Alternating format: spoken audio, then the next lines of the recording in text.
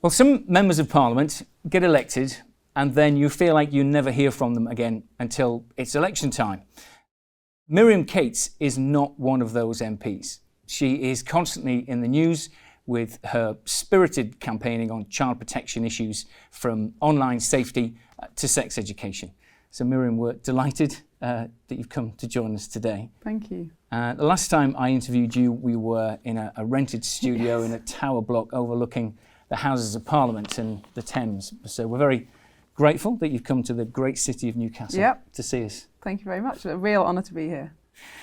Well, I obviously do want to ask you about politics and policy issues, but before I do, I want to ask you the question, how did you become a Christian? Well, I grew up in a Christian family. My parents and my grandparents are amazing Christians. In fact, my grandparents were missionaries, and so I hugely benefited from that Christian environment, Christian culture. Went to a very lively, charismatic church, St Thomas's Church in Crooks, which some people will have heard of. So had a very advantageous background in terms of that. But in terms of my personal faith, I never really doubted the existence of God. But when I was at university, I very much questioned whether this needed to be the whole of my life or whether it's just something else I'm interested in. And I questioned this for a couple of years, really. And then God really spoke to me in my final year through a really, really boring book about genetics, I think it was. And I can't even remember the name of the book, but I just really had this strong sense that actually, if this is real, it has to be everything. It's not enough for it to be a hobby or an intellectual interest. It has to be your whole life. And so that, I suppose, that started a process for me of gradually becoming more interested in reading the Bible, becoming more transformed. A whole life journey, isn't it? But it definitely started at that point. And I suppose on the way, different things happen, don't they, to strengthen your faith, getting married, having children, this job, being forced to rely on God more and more. So, it's been a deepening of faith since that moment, I would say. So you said this job has forced you to rely on God more and more. How did you get into this job? Well, it's quite a short story, actually. So I've always been interested in politics. From the age of about 11, I was given a radio which only tuned to long wave, which in those days meant it was Radio 4 or cricket. So I picked Radio 4. I listened to the Today programme when it was more sane than it is now. And I got really interested in politics. But I always thought if it was going to go anywhere, if I was ever going to be actively involved in politics, God would have to present some sort of opportunity, because I didn't know anybody political. I wouldn't have known how to stand for election. I was more interested in the ideas and the policy behind it. So fast forward quite a long time. I had kids. I was taking a career break from teaching to raise children. And I somehow got co-opted onto the parish council in our village, got very interested in the kind of community aspect of it, representing people. Decided that I might want to go for a seat on the city council, the kind of next stage, but realised I had to join a political party. And I assumed, having grown up in Sheffield, I'd have to join the Labour Party, but I didn't think they'd have me. Looked at the Lib Dems, and a family friend out of the blue rung me and said, would I stand for the Conservatives in an unwinnable seat? I prayed about it, asked some kind of wise friends about it, and felt very strongly that was the obedient thing to do, even though it didn't seem to make a lot of sense at the time. And then 6 months later, I went to Conservative Party conference, which is a bit like new wine, but with more wine.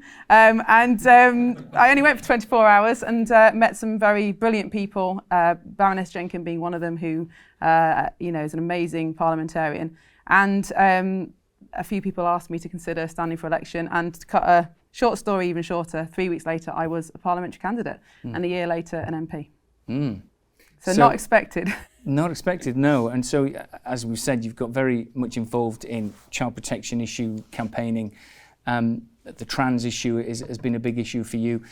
Do you find you get a lot of support for that work from Christians? Yes, amazing support. And I get a lot of cards and emails of encouragement, which are so important. And I think it is a difficult job being an MP. You're very exposed, but to have those moments of encouragement, come to my office in Sheffield or my office in Parliament is just an unbelievable encouragement and a great witness to my staff and things like that, I think. But so I do. I get a huge amount of support, and then obviously from the Christian Institute and other Christian organisations, absolutely incredible. Not just obviously technical support and help with legislation, but also the moral support and the prayer support, which is just absolutely invaluable. I don't think it's possible to stand up as a Christian MP without that background of support.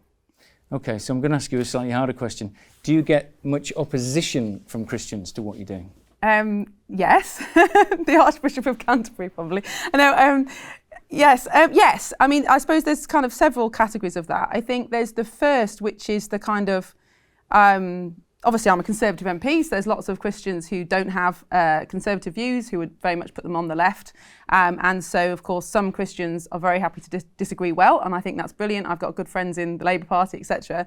But some Christians, I think, get confused between what's cultural and what's political, and actually what's theological and what's about being brothers and sisters in Christ. And sometimes, sadly, that can be hard to bear, and particularly from people who you think would understand that, you know, someone like me is in it for the right reasons. Even if I'm wrong on issues, you'd hope that people would understand that Christians who are in any political party need support.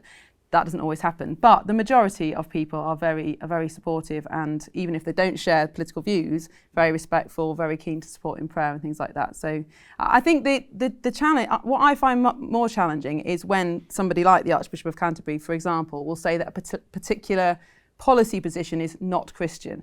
Now, of course, he's entitled to his point of view, but that makes it very hard to stand up as a Christian MP with a particular political view, because you feel like you're almost breaking with the community, I suppose. So that I do find that challenging, but you know, it's just all part of the job. So you've taken stances on issues like the trans issue, issues like abortion, and so forth. What Bible teaching helps to sustain you in that? Because if you're going to take a stand on those things, it takes a lot of courage. And I will say that courage is the flower of conviction. If you don't have strong convictions, you're never going to have the courage to take a stand. What keeps you going? What keeps you certain about your position on those issues? Well, I suppose if you come back to it, it is the Word of God. I mean, the trans issue is very clear in the Bible. You know, God made us male and female, and that's a key part of human flourishing, is to understand that right at the very beginning there is a difference between male and female. I mean, I would add to that also, you know, I'm a scientist, I've got a degree in genetics, I think the biology of it very much matches the theology, so I suppose I'm looking at it from both angles. But you're absolutely right, there has to be some sort of external truth to triangulate around, otherwise how can you reach these positions and be sure of them? So I think, you know, absolutely biblical teaching on you know, the difference between men and women, and also just looking at, you know, the law that God gave to you know, to Moses all that time ago, and how society was to be structured in the way that, you know, most encourages human flourishing, and that is strong families, marriage, you know, clear boundaries, and that is the way that people flourish. So I suppose absolutely coming back to the Bible is a key part of that, but also, you know, sharing these views with other Christians and having that kind of general support. But yeah, it is a great question, because I think that's something that we do have as Christians that people without a faith or a strong faith do have, which is a certainty of what we believe and why. So you've had lots of meetings over the years with government ministers where you've been pressing these points with them. What have you found is the most effective way of influencing a government minister on one of these tricky, controversial policy issues?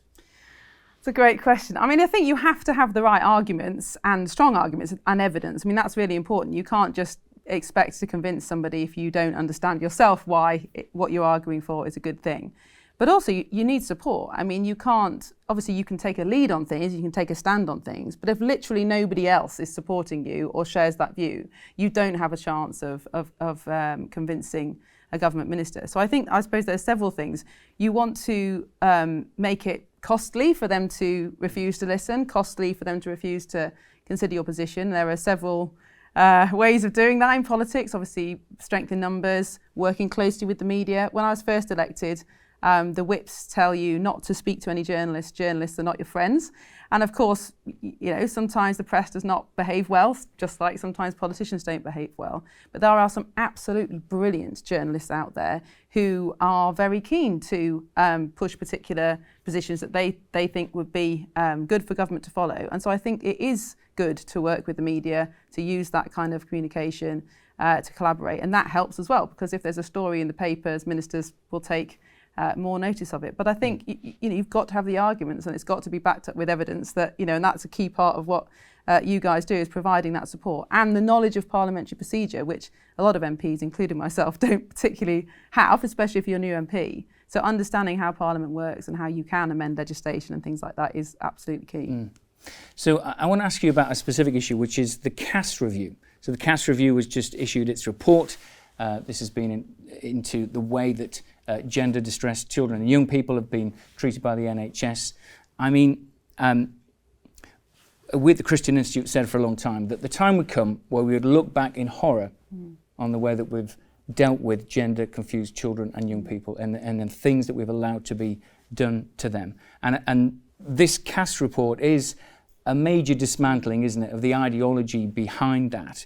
The report has been welcomed by Conservatives, it's been welcomed by Labour front bench, it's even apparently been welcomed by Stonewall, although quite how credible that is remains to be seen. But it seems to me that there's really nowhere for the ideologues to run now, is there? I mean, what we've seen is a colossal, horrific experiment, a medical scandal on industrial proportions. Isn't it just now indefensible to defend gender ideology in the face of everything that we've now seen? Well, I hope you're right. And certainly the CAS review will, I think, reverse the tide of gender medicine in the NHS, certainly, and potentially around the world, because it is the biggest, most comprehensive review of the literature and the research, such that it is across the world. And I wouldn't be surprised at all if medics in other Western countries are following this very closely. So I think this will affect whether or not children can get puberty blockers, cross-sex hormones, surgery, etc., which is very, very positive. However, having read it, I don't think it is as critical of the ideology as it could be, although, of course, that wasn't Dr. Cass's remit. She's very much looking at the clinical setting. And for me, what the report was less strong on was the idea of whether social transitioning, so a child changing their name, gender pronouns, clothing, but not going down medicalisation. She almost said, in the report, takes a neutral stance on that, says that it can have an impact, but not necessarily whether or not you should do it. And for me, I think that actually the social transitioning is the gateway to all this. But it is a marker in the sand. I think it really does expose how the ideology and activists have even defeated evidence and medical practice for the last 10, 15 years. So I think it is a huge step forward. But the standout from the report is just the phenomenal number of children that presented with gender distress since 2014, which of course is exactly the same pattern as children with depression, children with anxiety, children with suicide, eating disorders. And really the link for me is social media and the way that children are being exposed to these ideas without their parents' knowledge, often completely wrong, dangerous, false ideas. And really the only way to cut off the source of that is to prevent children from seeing it on social media. So I think the CAS review is really important, and I'm really interested to see how it plays out, but I don't think it is the full hog of dismantling the ideology. Yeah, so a lot more work to do. Yeah. Well, Miriam, I'm sure that Christian Institute supporters will continue to pray for you and your work on Christian issues, but thank you so much for talking with me today. Thank you. And I just also want to say a huge thank you to the Christian Institute, because without your support, professionalism, experience, so many of these battles would not have been won or even fought. So you do an incredible job, and me and many other Christian MPs and non-Christian MPs are hugely grateful. No, well, thank you. It's very kind of you. Thanks. Thank you again.